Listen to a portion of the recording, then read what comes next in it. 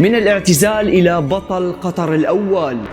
بطل قصتنا لليوم يا عزيزي هو حارس مرمى، ولكن مش أي حارس مرمى. بنتكلم عن حارس المنتخب القطري محمود أبو ندى اللي انضم للمنتخب بعام 2020، وخلال هي الفترة اللي هي 6 سنوات ما لعب غير مباراة واحدة، وعمره ما تم إعطائه الفرصة ليثبت نفسه ليصير على بعد لحظات من الاعتزال، لأنه تعرض لإصابة خطيرة جدا، إصابة خلته يعمل 3 عمليات جراحية في الظهر. ولكن أبو ندى قاوم قرار الاعتزال، وانتقل هذا الموسم للريان القطري ليعمل معهم موسم تاريخي، لدرجة انه مدرب المنتخب لوبيتيجي استدعاه للتصفيات الأخيرة وخلاه أساسي ليكون له دور كبير بتأهل قطر للمونديال على حساب عمان والإمارات. ورجع لنا ليشارك بأول مباراة له بكأس العالم، والمفاجأة انه الحارس اللي كان على بعد خطوات من الاعتزال اليوم عم نشوفه رجل مباراة قدام أقوى منتخبات أوروبا سويسرا، عم نشوفه صامد قدام طوفان جبال الألب السويسرية ليتصدى لأكثر من 6 أو 7 أهداف محققة. تخيل انه بمباراة فيها اكبر نجوم العالم ابو ندى تفوق عليهم واخذ جائزة رجل المباراة. ومن رحم المعاناة يولد العظماء.